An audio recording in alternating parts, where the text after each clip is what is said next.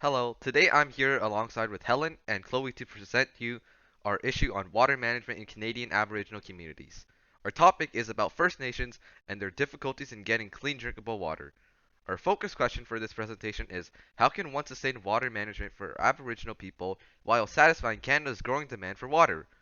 And our stakeholders in this topic are the two main stakeholders, the government and First Nations. And other stakeholders would be Canadian population, Human Rights Watch, and the media. First, we will be focusing on the Neskantaga First Nation and the Ottawa-Pisket First Nation perspective of this situation. The representative of this side would be Indigenous Services Canada. The first argument to be brought up is the lack of access to clean water, which in turn affects the health of many Aboriginal people. To prove this statement, in 2014, Health Canada had 127 drinking advisories, which had been affecting several thousands of people in 86 Aboriginal communities. The second argument is that water advisories prevent clean water for First Nations communities. An example of this would be the Neskantaga First Nations being under a boil water advisory for over 25 years in 2015, the oldest one being in effect in 1995. Boil water advisories doesn't means that one would have to boil water before it's consumable. Though at times, even boiling the water will not kill organisms in it, making it not clean to drink. This is an issue. This issue has a large effect on the affected communities. We are not animals or things, said 12-year-old Lyndon Sakani at a rally in Thunder Bay.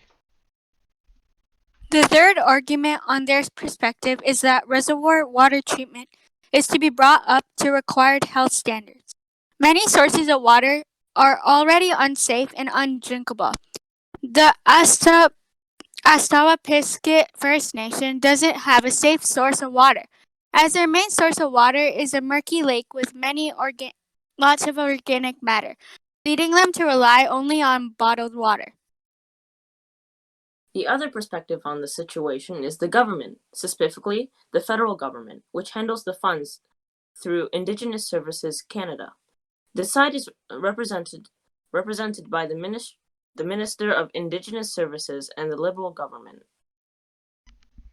The federal government can argue that they've already provided a lot of funds and wastewater treatment through Indigenous Services Canada, which has improved the access to clean water on Aboriginal reserves. This prevents further water drinking advisories from occurring. To support this argument, they have partnered with several small Aboriginal communities such as the Nishnawaba Aski Nation, the Anishinaabe Nation. For example, 18 successful on-reserve water projects have been funded at over 15 million to deliver local needs and address drinking water advisories. Furthermore, the Trudeau's Liberal government has reportedly provided about $2.2 billion worth of support in water management on the reserves since 2016. The Trudeau Liberal government also promised to remove more water drinking advisories. To support this argument, 87 current advisories were lifted, a water system was deactivated, and 39 new advisories were imposed during their term. By October 2019, it dropped from 105 to 56, which includes 43 boil water and 13 do not consume advisories. Trudeau's government has made a promise to remove all long-term advisories on First Nation reserves by March 2021. The Liberal government can also argue that the First Nations are held accountable for 20% of the funding, according to the contract between the two sides. This is flawed because First Nations do not have a sufficient revenue to support the wastewater treatment systems. As a result, repairs or construction is usually cancelled or delayed, and the government has no legal obligation to be held accountable.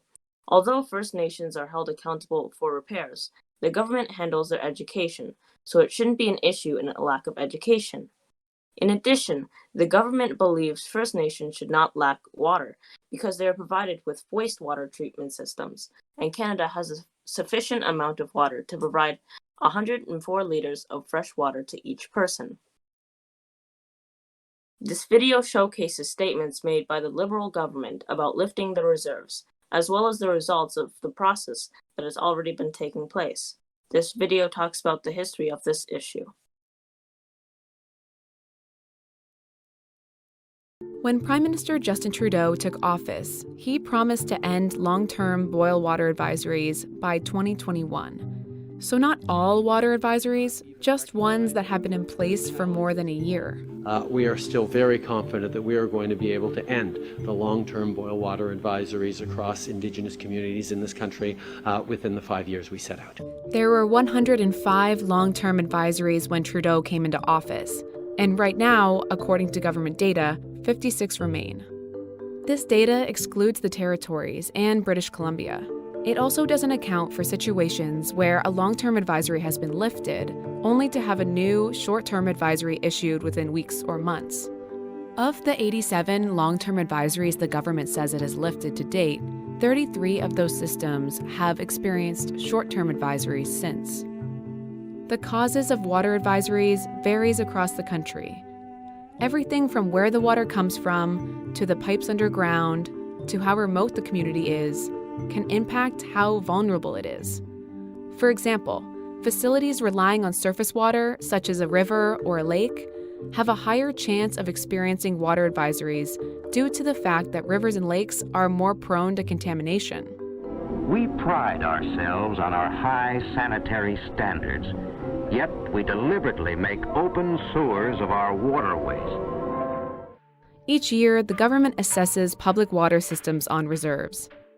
It looks at the system's design, how well it's being operated and maintained, its record keeping, the quality of the source water, and operators' qualifications.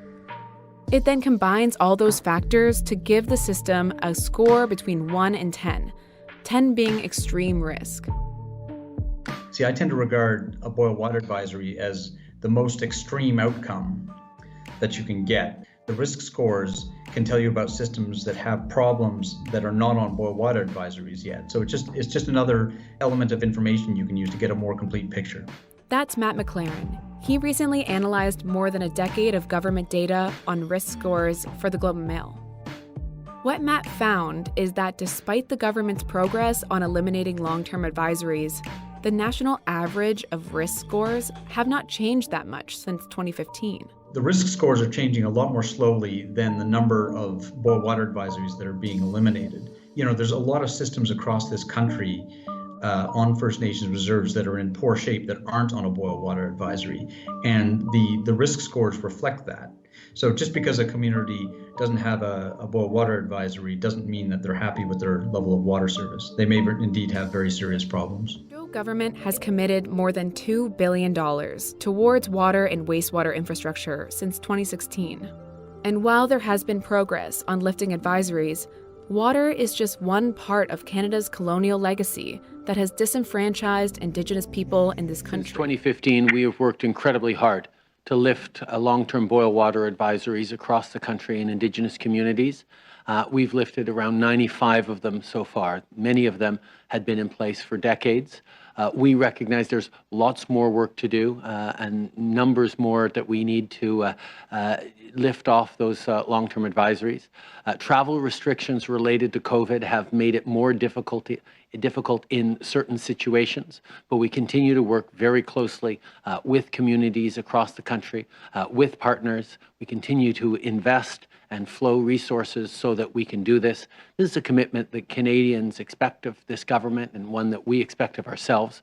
We will continue to work extremely hard to lift those long-term boil water advisories as soon as possible. As we know, this is a commitment that matters an awful lot to us as a government, but matters even more to Indigenous communities across the country that have gone, in many cases, decades without safe drinking water.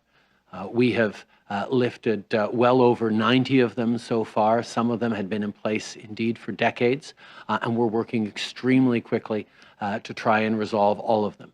Understandably, COVID-19 and the travel restrictions have come and created challenges in certain communities and certain paths forward, but we continue to be optimistic we're going to be able to lift those remaining boil water advisories.